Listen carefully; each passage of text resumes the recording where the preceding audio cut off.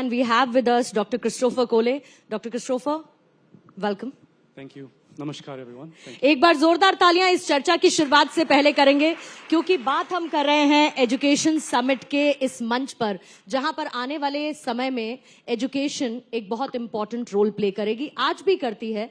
लेकिन जब हम विकसित भारत की बात करते हैं, 2047 की बात करते हैं, तो उसमें एजुकेशन और खास तौर पर स्किल्ड एजुकेशन का बहुत बड़ा रोल है।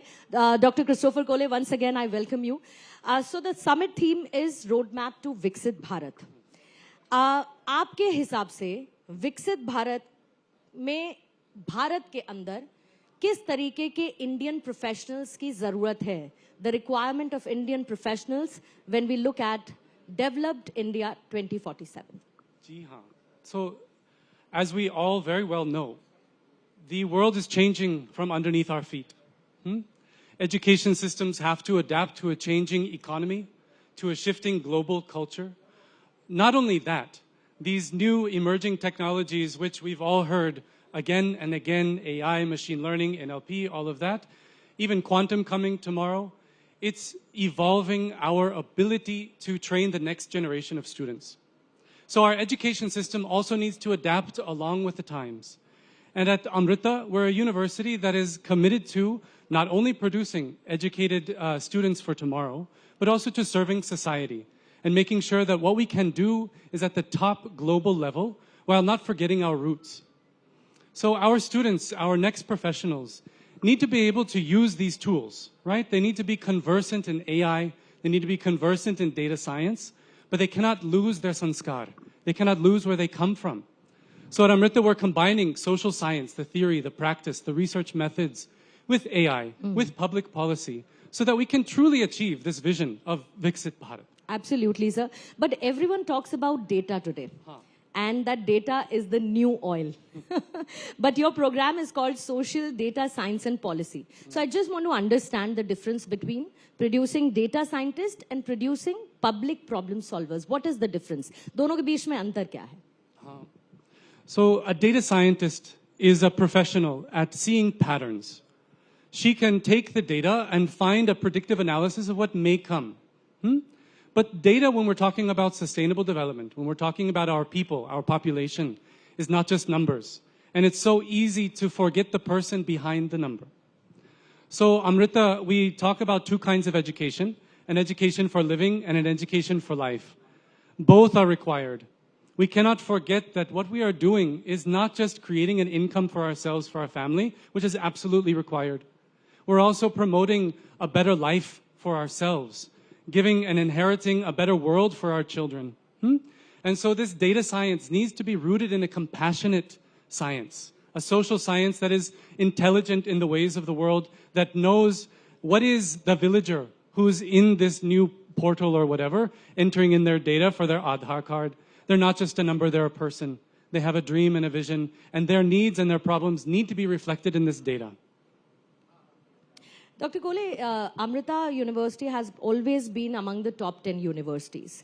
But what is the difference? आप students को train कैसे करते हैं और खास तौर पर MSc Social Data Science and जो policy program है आपका, how do you incorporate the values in it? So हमारे university, we have different tranches, different pillars in our education system. Of course, the theory is there. We're in NAC certified UGC course, right? We have to adhere to the highest quality of education. But what makes Amrita unique is that we're also providing students an ability to engage with villagers, with populations around the country, internships that are working with Government of India, with NGO sector, with technocrats and everything, so that they get a well-rounded education. Along with our core curriculum, we also provide life skills courses. We have a dedicated meditation and values-based course, a history course on Indian scriptures and culture that pans beyond the Hindu Tattva into the whole reality of India. And that's, I think, what makes Amrita quite unique there. But आपके students इसे कितना engaging feel करते हैं? Do they enjoy it? हाँ, बिल्कुल. Every year, our students spend at least 2 weeks, if not more, living and working alongside villagers where we have ongoing funded projects. Amrita is committed through our village adoption program to providing all kinds of resources to villagers, not as some kind of a savior complex, but working alongside populations with the Panchayati Raj to come up with solutions that fit the local population. Our students have the opportunity to plug into these programs, and it opens their mind. We work with a lot of students who come from urban sector. They have a posh life in some Vasant Kunj or whatever, and they come to our program, and for the first time, they're seeing the real India outside of their AC offices and their AC rooms. And they're getting a sense of where I come from, where we come from, our roots. And that's a life lesson that goes beyond the class, post-graduation for the rest of their life. We've been training students for the last 20 years. The village immersion part is the most favorite element, something that the alumni still talk about today. Can you specifically talk about certain village and how the experience has been for you, especially? 100%. So I moved to India in 2011. Over the past 15 years, I've spent about half of that time living in villages. Okay. So most of the time I was in Rajasthan, I was in Uttarakhand, Uttar Pradesh, different villages across India, north and south. I spent the most time in Kerala. One memory that really strikes me is just outside of Kozhikode in central Kerala. There's a group of women who are part of the self-help group, Amrita Shri self-help group. And what we found is that project was doing really well in terms of training women to come up, become self-empowered and all of that. The biggest problem was, uske baad uski husband kya soch rahe hain? Right. The husband became the challenge, the block in the way of women achieving their empowerment. So my research then became, how can I work with these husbands to come up with a better solution? And that lesson really taught me that, you know, this Western mindset, this colonial mindset of you come in and you save people and you walk away and you wipe your hands and you say, mere kaam khatam ho gaya. That doesn't work here. It doesn't work in the West either, to be honest. But especially in India, we have to embrace this sense that our family is at the heart, our village is at the heart. But especially gender equality, since you talked about it, sustainable development और इसके साथ social inclusion के जो subjects हैं, वो भारत और भारत की development journey में कितना important आपको लगता है कि है? Bharat is unique in the world, not just because, like one sir mentioned, we have the largest population ever, but also we have such an extreme diversity. From one village to the next, the language changes, the food changes, the religion changes, everything changes. So understanding, embracing that diversity is needed for good social science. More than that, it's needed for good policy. How can you make a policy that is universal if it ignores half the population? When we're talking about gender equality, we're not just talking about men versus women, women versus men. We're not saying that women need to become men to achieve development. We're saying we must embrace both sides.